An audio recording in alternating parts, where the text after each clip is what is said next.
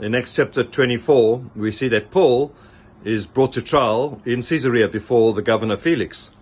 The elders and the high priest have hired this professional orator Tertullus to represent them. And he starts off by flattering Felix, by telling him he's most excellent and great and wonderful things he's done, the peace that he brought.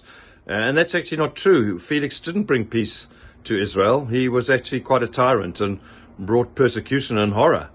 But that doesn't really matter when you are trying to have a false trial and trying to implicate Paul as someone who stirred up a sect and trying to overthrow Israel and the temple and even Rome. Facts don't really matter, and it's flattery and false truth and just a wonderful sense of being a great orator and persuading people because of your great skills. And we find that true today in so many ways, unfortunately, even in the church. People who have great skills at speaking and can have the gift of the gab, and yet there is not an honesty in what they're saying. And we find this with Tertullus and his trial.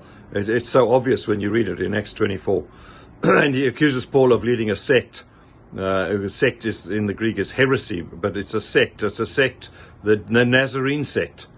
And he accuses Paul of desecrating the temple, which was a real accusation because the Jews had been given authority in the temple by the Romans to actually deal with issues.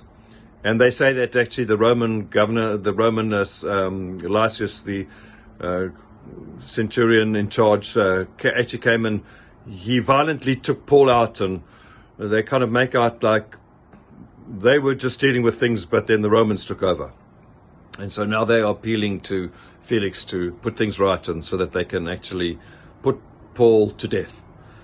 Paul then stands up and gives his defense. And he shows masterfully that he is not part of a sect. He is actually just fulfilling the law of Moses, the prophets, and fulfilling the hope that all Israel had, that there would be a Messiah who would come with the resurrection of the dead. And this is the Messiah, and this has actually happened. He is the true Jew. And these Sadducees who are against him are the ones who don't believe in the resurrection. Remember the chapter before, the Pharisees had said, no, let's listen to this man. He's speaking about the resurrection. And that had caused a division. And now it's those Sadducees who are in charge of the temple who are actually basically on a theological issue because they don't believe in the resurrection, and also on a personal issue because they want power. And they see that Paul is actually getting very popular. And so it's a sham trial, just as Jesus' trial was.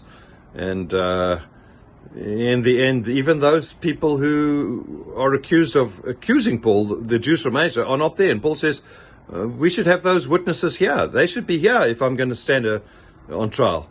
But it seems like that it's just that all the Jews enter in and start to accuse him, and the pressure of the crowd. And so eventually Paul says, I appeal to Caesar. And that's how he ends up eventually going to Rome to present his case before Caesar. And we read of that in the rest of the book of Acts.